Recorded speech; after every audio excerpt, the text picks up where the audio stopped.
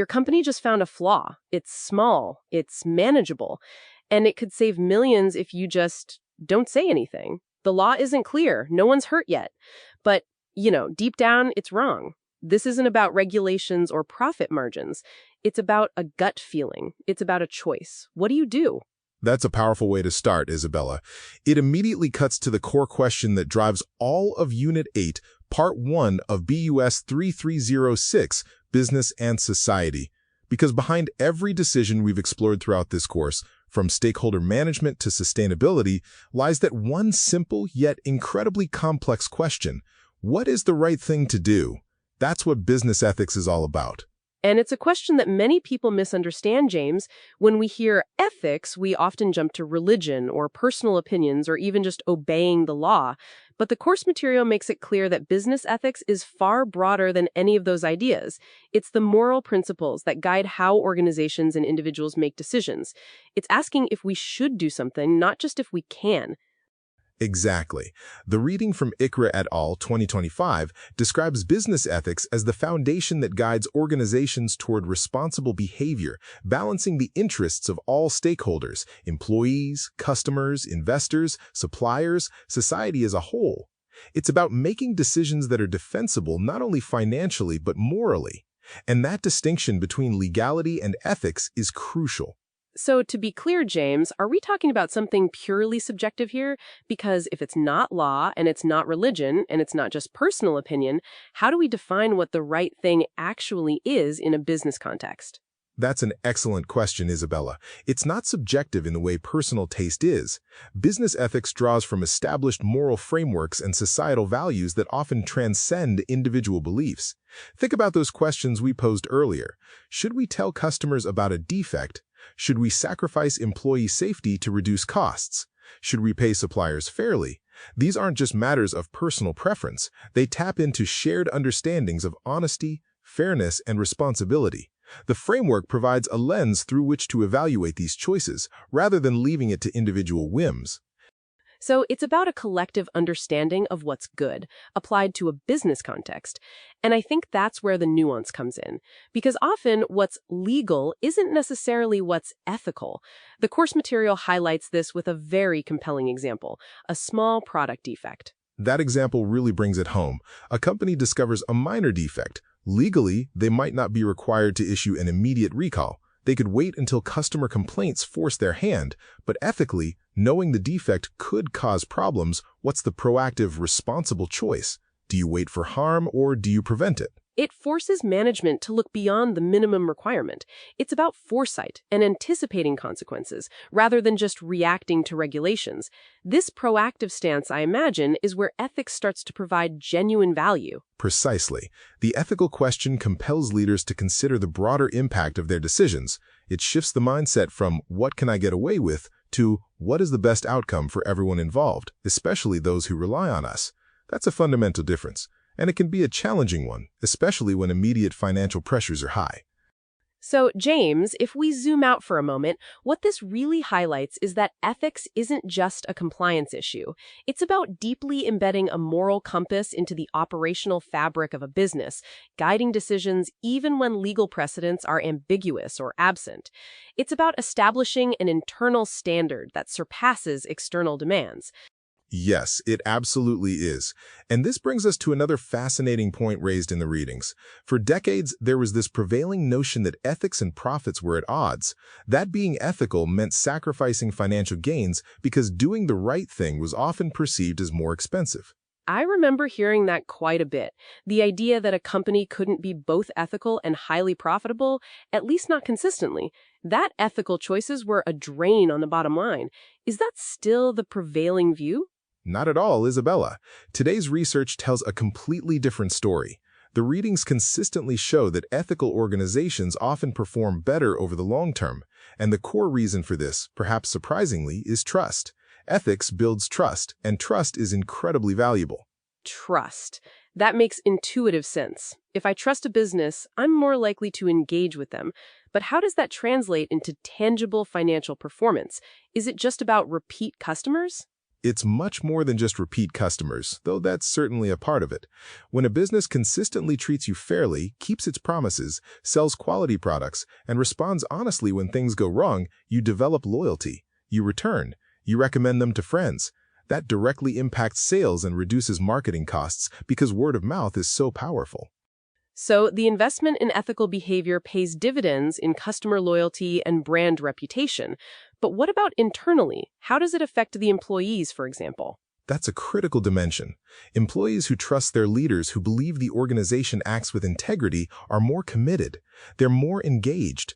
The Al-Armodi, Al-Mekbali, and Noor 2022 study found that ethical business practices contribute to higher employee productivity and organizational growth precisely because employees are more motivated when they believe they work in a fair and trustworthy environment. That's huge. Companies spend millions on productivity initiatives, but the research suggests one of the strongest drivers might simply be ethical leadership. That's almost counterintuitive for some traditional business thinkers. It absolutely is. People naturally perform better when they feel respected and when they trust the people leading them. This isn't just a nice to have anymore, it's a strategic imperative. Ethical behavior creates a culture where people feel safe, valued, and empowered to do their best work. And that translates directly to the bottom line. It's like a virtuous cycle then.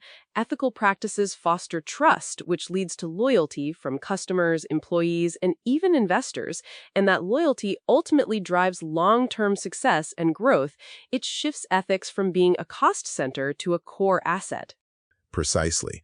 If we look at this from a slightly different angle, ethics also serves as a crucial guardrail against the siren call of short-term profits. It encourages leaders to consider not only today's gains but tomorrow's consequences. This feels like a huge problem in today's business environment. The pressure for quarterly earnings, the focus on immediate shareholder value, it can lead to decisions that look good now but are disastrous later. That's the exact trap ethics helps avoid. The reading gives a perfect example.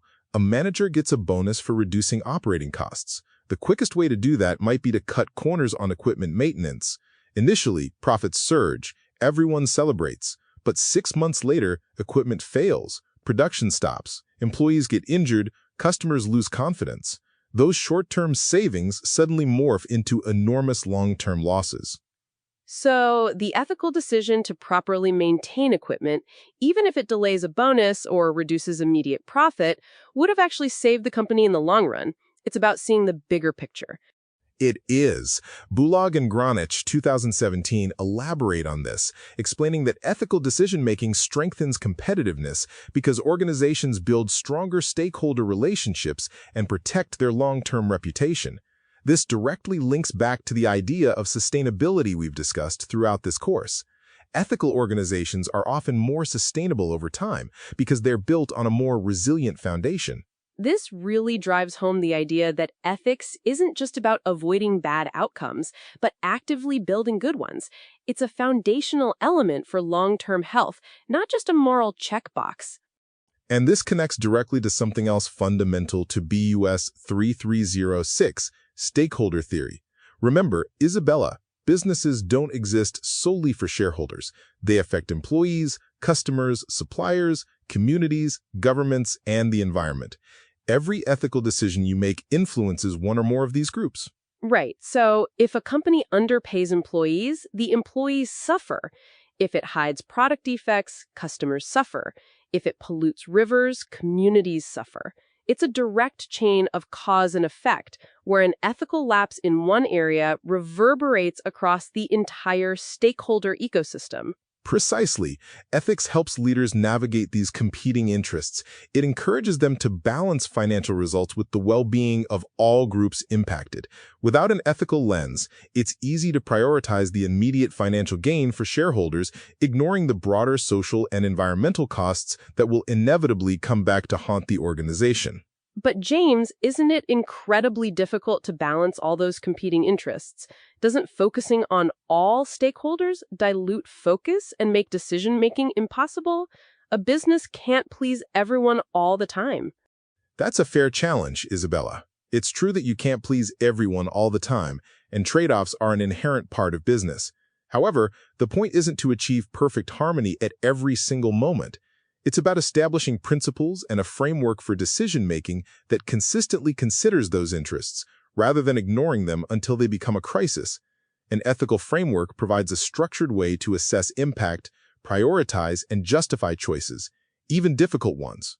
So it's less about avoiding conflict and more about navigating it responsibly and transparently. And this is why ethics can't really be separated from business strategy, can it? Absolutely not. Ethical considerations are strategic considerations. A company's reputation, its ability to attract and retain talent, its relationship with regulators and the community, these are all directly influenced by its ethical posture. Ignoring ethics means ignoring fundamental elements of long-term success. It's an integral part of any robust business strategy. Okay, so given this broad framework, James, the reading identifies 5 core principles that seem to underpin many of these ethical considerations. Let's delve into those because they really form the practical building blocks, don't they? They do. These 5 principles appear repeatedly throughout the week's readings and are foundational. The first is honesty. This means telling the truth even when it's uncomfortable. Customers deserve accurate information, employees deserve honest communication, and investors deserve truthful financial reports. Without honesty, trust, that vital asset we just discussed, simply vanishes. That seems straightforward, but I can imagine how tempting it would be to bend the truth or omit details, especially when facing negative news or intense competition. Absolutely. But the short-term gain of dishonesty almost always leads to greater damage down the line. The second principle is fairness. This means treating people consistently and making decisions based on objective criteria, not personal bias or favoritism. Whether it's hiring, promotions, or conflict resolution, fairness builds confidence in leadership and strengthens internal trust. Fairness is often something we expect as a baseline, but delivering it consistently across a large organization with diverse personalities must be a real challenge. It requires robust processes and a commitment from leadership to uphold those standards. The third principle is responsibility. Responsible organizations accept the consequences of their actions. Instead of blaming others when mistakes occur, they take ownership and work to correct the problem. This is a hallmark of mature, ethical leadership. Taking ownership instead of deflecting blame, that alone could transform a company culture. It shows strength, not weakness. Indeed. The fourth principle is integrity. This means doing the right thing even when nobody is watching. Anyone can behave ethically when the cameras are present or when there's an audit. Real integrity, however, becomes part of everyday decision-making, a deeply ingrained habit regardless of external scrutiny. But James, is integrity when no one is watching truly achievable in large, complex organizations driven by targets and sometimes intense pressure? It sounds almost aspirational, like a personal virtue more than an organizational one. That's a very keen observation, Isabella. It is aspirational, and it requires more than just individual willpower. For integrity to thrive organizationally, it needs to be supported by a culture that values it, systems that reinforce it, and leaders who model it. It's about making the ethical choice the easier, more rewarded choice, even when unobserved. This means designing processes that minimize opportunities for shortcuts and actively celebrating ethical behavior, not just punishing unethical acts. It's a continuous effort to align individual conscience with organizational practice. So it's not just a personal characteristic, but also a structural and cultural one within the organization. And finally, there's respect. Yes, respect means recognizing the dignity and value of every stakeholder. Employees, customers, suppliers, communities, everyone deserves to be treated with respect. When these 5 principles, honesty, fairness, responsibility, integrity, and respect, work together, organizations develop stronger ethical cultures, as ICRA et al. 2025 note. This all really starts to tie together everything we've talked about in BUS 3306, doesn't it, James? Ethical decision-making feels like the bedrock for so many other concepts. It's not just another topic, it's the glue. It truly is, Isabella. If we consider what we've discussed through the course, corporate social responsibility, sustainability, diversity, stakeholder management, they all fundamentally rely on an ethical underpinning. Without ethical decision-making, these ideas become incredibly difficult to implement, let alone sustain. CSR can become mere window dressing without genuine ethical intent. Sustainability goals can be compromised by unethical short-term choices. Diversity initiatives can falter without a foundation of fairness and respect. Ethics acts as the central nervous system, ensuring coherence and authenticity across all these vital functions. So, to put it another way, ethics isn't just about avoiding legal trouble or having a good public image. It's about building a robust, resilient, and effective organization from the inside out. Precisely. It's why many describe ethics as the indispensable foundation of responsible business. It gives meaning and purpose to the strategies and policies that define an organization. It's the why behind the what and the how. This shift in perspective from ethics as a burden to ethics as a strategic asset, an enabler of trust, loyalty, and long-term success is incredibly compelling. It makes the right thing to do not just morally correct, but pragmatically intelligent. That's exactly the takeaway. And it leads us to an important question that the course material poses.